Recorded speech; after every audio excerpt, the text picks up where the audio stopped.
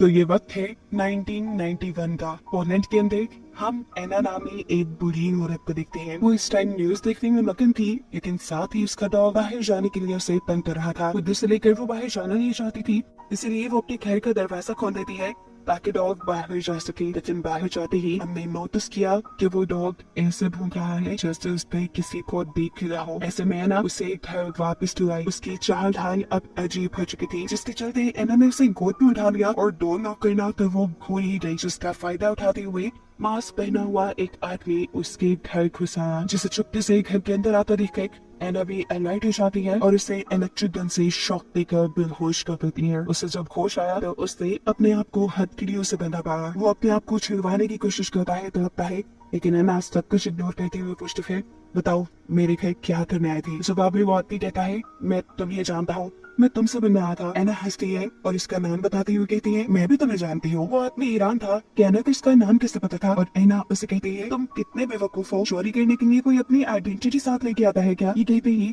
एना phone की तरफ बढ़ के पुलिस को कॉल मिलाने लगती है। याद भी कहता है, नहीं ऐसा मत करो, मैं तुम्हें जानता हूँ, तुम्हारा नाम एना नहीं, तुम एक रशियन थी और खुफिया मिशंस के लिए काम करती थी। एना पे थोड़ी हैरानी तो हुई कि लड़का उसके बारे में बहुत कुछ जानता था, लेकिन उसने जवाब दिया, जो चाहो कर लो, मुझे फर्क नहीं पड़ता। उसने पुलिस का फोन नहीं काटा। तब लड़का कहता है, मैं चाहता हूँ तुम्हें बर्लिन में क्या मिला था। और ये सुनते एना फोन काट देती है और इससे हमें यकीन हो गया कि सच में एना का कोई ऐसा राज था जो उस आदमी को मालूम था। वो आदमी कहता है कि मैं जानता हूँ कि जंग के बाद तुम्हें बर्लिन में कुछ खास मिला था, कुछ ऐसा जिसे तुम एक खास मिशन के तहत छुपा कर बर्लिन से मॉस्को ले जा रहे थे।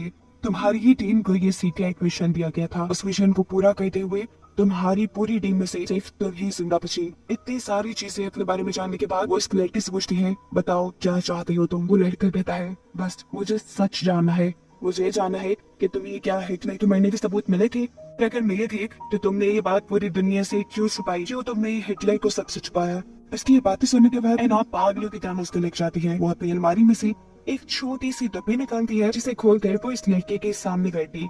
उसने भूख से इस डब्बी में मौजूद पाउडर आदमी के चेहरे पे उड़ा दिया, जिसे सुनते ही ये लड़का, ये आदमी पैरालाइज हो गया। वो लड़का पूछता है, तुमने मेरे साथ क्या किया। जवाब में ये कहती है, ये पूरी कहानी सुनने के लिए तुम्हारा ऐसा होना जरूरी था। जिसके बाद सीन्स पास्ट में शिफ्ट हो जाते हैं, यानी एना अब उस आदमी को अपनी कहानी सुनाना शुरू कर चुकी है।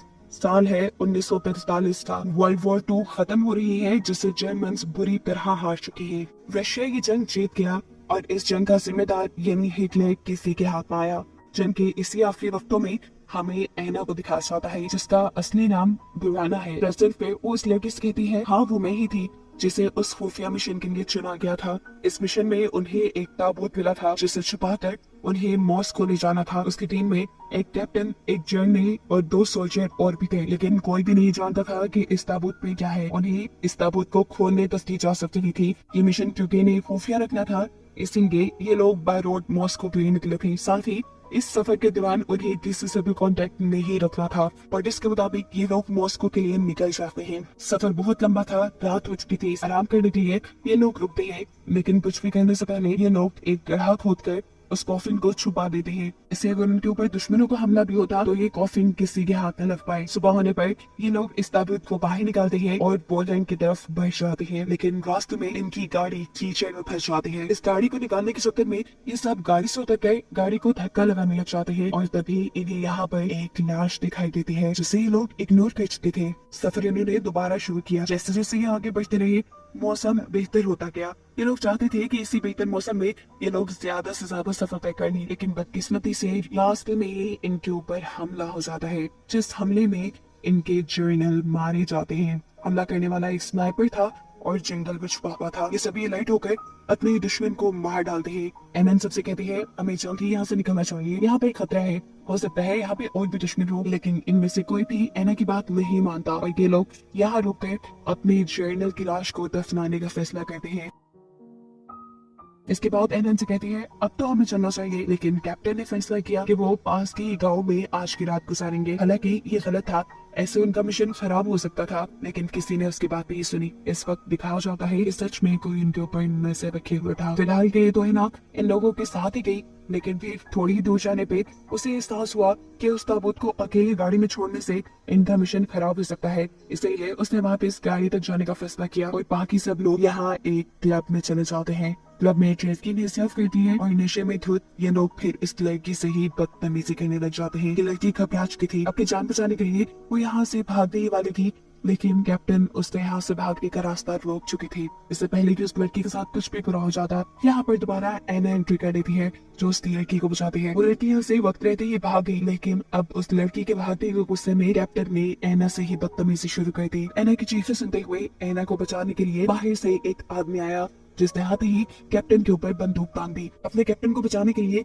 एना ही उल्टा उस आदमी के ऊपर बंदूक तान देती है और कहती है अपनी बंदूक नीचे करो। इन सबको लग रहा था कि वो एक जर्मन है, लेकिन वो आदमी बताता है कि वो एक जर्मन नहीं बल्कि यही पोलैंड में रहने वाला एक आम शहरी है। वो यहाँ से एना की चिल्लाने की आवाजें सुनते हुए उसे खतरे में जानकर उसे बचाने आया था। अभी ये लोग यही बातें ही कर रहे थे कि इनके पास दूसरे कमरे से गोली चलने की आवाज आती है। कैप्टन और सब लोग जब वहाँ चेक करने के लिए जाते हैं तो देखते हैं कि वहाँ किसी ने जहरीली गैस का हमला किया था और इस जगह पर कैप्टन के सभी सोल्जर्स थे, जिनमें से 2 इसी जहरीली गैस की वजह से मारे जा चुके थे। लुकस इन्हीं वो आदमी जो एना को बचाने आया था, वो बताता है कि ये काम वेयरवुल्व्स का है। वेयरवुल्व्स असल में जर्मन असैसिन्स को कहा जाता है, जो वैसे तो जर्मन फौज का हिस्सा नहीं होते, लेकिन जर्मन फौज के लिए काम करते हैं।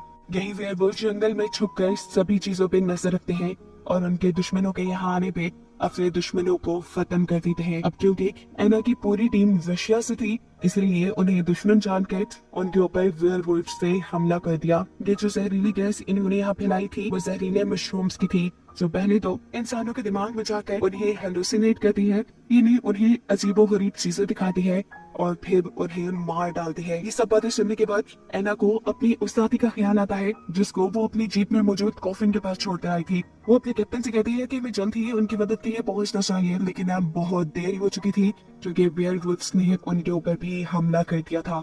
इस हमले में किस्मत से एक सोल्जर बच गया जिसने अपने दुश्मनों पे भी गोलियां चलाई और ऐसे अपने एक दुश्मन को तो मार दिया, लेकिन अब खुद भी उसके ऊपर ये गैस असर करने लगी थी। उसे हेलुसिनेशन आने लगे थे, अजीबोगरीब चीजें दिखाई देने लगी थी। इससे पहले कि वो भी मर जाता, यहाँ पर कैप्टन और एना आ जाते हैं उसे बचाने के लिए। वो लोग ऐसे बचा लेते हैं और अब एना कैप्टन से कहती है, देखिए वो दुश्मन हमारी वैन भी ले गई है, हमें जल्द से जल्द यहाँ से निकलना चाहिए उस ताबूत को लेकर। लेकिन कैप्टन ने एना को जवाब दिया, नहीं ऐसे नहीं जाएंगे हम अपना बदला लेकर जाएंगे अपने दुश्मनों से। एना ने इसे समझाया कि ये सिचुएशन बदला लेने वाली नहीं है, इस वक्त हमारे लिए जरूरी है हमारा मिशन पूरा करना, आप अपने मिशन से भटक रही है। लेकिन कैप्टन ने इस मर्तबा भी एना की कोई बात नहीं सुनी। अब जवाब में वो आदमी लुकस जो कि एना को बचाने के लिए आया था और अब तक इनके साथ था, वो कैप्टन को समझाता है कि एना सही कह रही है, आपको उनकी बात मान लेनी चाहिए, आपको सबसे पहले इस ताबूत को कहीं छुपाना चाहिए अगर तो ये आपके लिए इतना जरूरी है। कैप्टन सवाल करते हैं मगर कहाँ? जवाब में वो कहता है, मैं ऐसी जगह जानता हूँ जहाँ आप इस ताबूत को छुपा सकते हैं। कैप्टन को इस पे भरोसा तो नहीं था, लेकिन फिलहाल उसकी बात मानने के अलावा उनके पास कोई चारा नहीं था, इसलिए वो भी मान गए। उनके यहाँ से जाने के ठीक कुछ ही देर बाद यहाँ पे जर्मन सोल्जर्स आए। जर्मन का कैप्टन अपने सोल्जर्स को गुस्सा था क्योंकि उन्होंने हमला करने में जल्दी कर दी थी। उन्हें भी रशियंस को मारना नहीं था, बल्कि उन्हें रशियंस का वही ताबूत चाहिए था जिसे वो छुपा रहे थे, यानी ये लोग भी उसी ताबूत के पीछे थे। कैप्टन कहता है, तुम्हारी इतनी सी बेवकूफी ने सारा प्लान फेल कर दिया, अब मुझे किसी भी हाल में वो कॉफिन चाहिए, जाओ जाकर ढूंढो उन्हें। मालूम होता है कि ये जर्मन बर्लिन से ही उस कॉफिन का पीछा करते करते यहाँ पहुंचे थे। ये जर्मन्स जहाँ खड़े होकर बातें कर रहे थे, वहीं पर हमें एक रशियन सोल्जर यानी एना का साथी देखने को मिलता है, जिसे हम समझ रहे थे कि वो मर गया। वो अभी मरा नहीं था, वो सिर्फ बेहोश हुआ था और अब उसे होश आ चुका था। वो किसी तरह अपने साथियों के पास जाना चाहता था, इसलिए इन रशियन से छुपकर वो जंगल के रास्ते पे निकल गया और रास्ते में उसे मिली वही लड़की जिसे हम पहले क्लब में देख चुके हैं। वो बहुत ही ज्यादा घबराई हुई थी क्योंकि रशियन सोल्जर ने भी उसके साथ अच्छा बिहेव नहीं किया था और जब वो घर वापस आ रही थी तो उसे एक जर्मन ने पकड़ लिया था, जिससे भी वो बहुत ही मुश्किल से जान छुड़ा कर आई थी। उसे लग रहा था कि अब माइकल नाम का ये फौजी भी उसी का फायदा उठाने के लिए आया है, लेकिन माइकल उसे कहता है, नहीं मेरा यकीन करो, मैं तो भी कोई नुकसान नहीं पहुंचाऊंगा, बस मुझे इतनी सी मदद चाहिए कि तुम मुझे इस जंगल से निकाल कर किसी गांव तक पहुंचा दो। वो लड़की मान जाती है कि लोग आगे बढ़ जाते हैं इससे पहले कि ये लोग जंगल पार कर लेते, जर्मन्स की नजर माइकल पे पड़ जाती है और वो उसके ऊपर गोलियां चलाना शुरू कर देते हैं। माइकल तो फौजी था, इन गोलियों से बचना जानता था, लेकिन इस सारी फायरिंग के नतीजे में वो बेचारी मासूम लड़की मारी गई। इसकी मौत से माइकल को बहुत दुख हुआ। माइकल इस लड़की के पास बैठा हुआ था कि दोनों जर्मन्स जिन्होंने इनके ऊपर हमला किया था वो इनके पास आ गए, जिनमें से एक को माइकल ने चाकू मार के खत्म कर दिया, लेकिन दूसरा सोल्जर माइकल को पकड़ने में कामयाब हो गया। सीन कट होकर दूसरी तरफ हम कैप्टन एना और लुकस को देखते हैं, जो कि हिटलर की लाश के साथ एक घर के पास आ चुके थे। कैप्टन एनिस कहता है, हम इस आदमी पे भरोसा क्यों कर रहे हैं? तब एना उसे जवाब देती है, भरोसे के लायक तो तुम भी नहीं, फिर भी मैं तुम्हारे साथ हूँ ना। अगर हम इस मिशन के बाद वापस जा पाए तो देखना, सबसे पहली रिपोर्ट में तुम्हारी करूंगी। कितने रोज तोड़े तुमने। खैर, अब ये लोग हिटलर के कॉफिन को लेकर घर के अंदर चले जाते हैं। इनकी बदकिस्मती के अंदर जाता हुआ इन्हें एक जर्मन देख चुका था। घर का मालिक एक ओल्ड कपल था। जो लोग कॉफिन को देखकर समझ जाते हैं कि इस कॉफिन में लाश है, वो एक लाश को अपने घर नहीं रखना चाहते थे, लेकिन यहाँ कैप्टन उन्हें समझाने की कोशिश करता है, नहीं, इसमें कोई लाश नहीं। उनको यकीन दिलाने के लिए ये लोग इस कॉफिन को खोल देते हैं और ये देखकर ये सब हैरान हुए कि इस कॉफिन में थी हिटलर की लाश, जिसके बारे में एना पहले से ही जानती थी, लेकिन एना को ये बात खुफिया रखी थी। हिटलर की वजह से ही ये जंग हुई थी और अब लोग हिटलर की लाश को सबको दिखाकर ये बताना चाहते थे कि कैसे उसकी सोच और वो खुद मारा गया। लुकस इस लाश को देखकर गुस्से में आ जाता है और उसे बहुत ज्यादा मारने लग जाता है, लेकिन यहाँ एना उसे संभालती है और कहती है कि ये लाश हमारे लिए बहुत बड़ा सबूत है, फिलहाल हमें इसे कहीं छुपाना होगा। इसीलिए लुकस के साथ मिलकर ये लोग इस लाश को बैकयार्ड में छुपा देते हैं। दूसरी तरफ दिखाया जाता है कि जर्मन्स के पास उनके साथ ही माइकल को ले आए थे। माइकल रशियंस का आदमी, जिसे देखते ही जर्मन कैप्टन गुस्से में आ जाता है और उससे कॉफिन के बारे में सवाल जवाब करने लगता है, लेकिन अभी माइकल को भी इस कॉफिन का नहीं पता था। अगर पता होता भी तो वो शायद बिल्कुल ना बताता। इसी गुस्से में कैप्टन एक बम की सर के उसकी आंखें जाया करने का फैसला करता है, लेकिन इससे पहले कि वो ये कर पाता, उसका अपना ही साथी आकर उसे खुशखबरी देता है कि उसे पता चल गया है कि रशियंस ने वो कॉफिन कहाँ रखा। ये बात सुनते ही जर्मन के मुंह पे एक खुशी की लहर दौड़ी थी। ये सब लोग माइकल को लेकर अब इस घर तक आ जाते हैं। माइकल यानी एना के एक साथी को बंदी बनाते हुए वो एना की पूरी टीम से ये डिमांड करते हैं कि तुम उस कॉफिन को हमें दे दो, हम तुम्हारे बंदे को आजाद कर देंगे। लेकिन ये डील मानना उनके बस में नहीं था। एना अब खिड़की से ही उस आदमी के ऊपर गोली चलाती है जिसने माइकल को पकड़ा हुआ था, लेकिन इस हमले का कुछ फायदा नहीं होता क्योंकि गोली सिर्फ गर्दन को छूकर गुजर गई थी और इसके गुस्से में ही उस आदमी ने माइकल की कमर में एक छुरा खोप दिया था। अब जंग तो होनी ही होनी थी। ये लोग अपने घर के सारे खिड़कियां दरवाजे बंद कर देते हैं, लेकिन जर्मन भी इनके ऊपर हमला कर ही देते हैं। ये लोग भी चुपके से अपने बचाव में फायरिंग करने लगे और यहाँ जंग का एक माहौल बन गया। इसी जंग के दौरान हम देखते हैं कि एना का यानी रशियन का कैप्टन बाहर जर्मन के पास चला गया। उसे मरने से डर लगता था और ऐसी जंग में तो कोई भी मर सकता है। वो अब अपनी जान के बदले उस कॉफिन का सौदा करने वाला था, जिस कॉफिन को इन्हें बचाने का मिशन मिला था। एना भी ये बात समझ गई थी कि उस लोगों के पास कैप्टन ने यही काम किया होगा। अब उस लाश को बचाने के लिए वो धड़ाधड़ जर्मन को मारना शुरू कर देती है और उसका ये रिएक्शन देखकर जर्मन कैप्टन समझ जाता है कि ये आदमी सच बोल रहा है। एना का ही साथी माइकल, जिसे इन जर्मन्स ने बंदी बनाया हुआ था, वो भी इसी तरह अपने आप को छुड़वा कर यहाँ से निकल गया। उसने दूर खड़े एक जर्मन सोल्जर को मारा और उससे हथियार लेकर जहाँ जर्मन फौजी खड़े हुए थे वहाँ पे एक बॉम्ब ब्लास्ट कर दिया। इस ब्लास्ट के अंदर जर्मन्स तो बच गए, लेकिन मर गया उनका अपना ही कैप्टन। माइकल को मारने के लिए भी जर्मन्स ने गोलियां चलाना शुरू कर दी, लेकिन सभी गोलियों से बचते हुए वो इस घर में आने में कामयाब हो ही गया।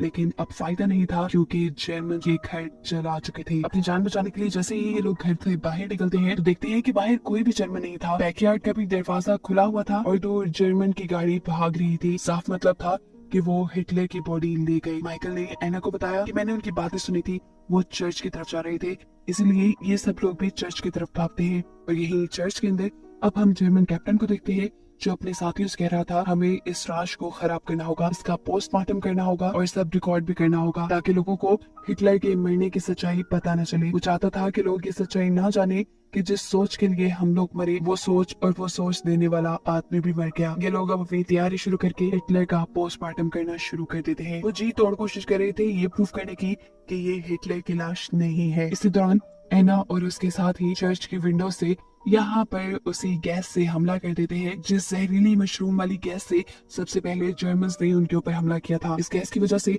ये लोग हेलुसिनेट करने लगे, यानी इन्हें अजीबोगरीब ख्याल आने लगे और ये लोग अपने मिशन से भटक गए। ऐसे में एना और उनके साथियों ने मिलकर इन सभी जर्मन्स के ऊपर हमला कर दिया इस जहरीली गैस के फैलने की वजह से अंदर आग भी लगना शुरू हो चुकी थी। इसी चीज का फायदा उठाते हुए एक जर्मन सोल्जर चर्च को बाहर से बंद कर देता है ताकि कोई भी अब इस चर्च से बाहर ना आ सके। आग को भड़काने के लिए वो अंदर एक शराब की बोतल फेंकने वाला था, लेकिन इससे पहले कि वो ऐसा कहता उसे एक आदमी देख लेता है।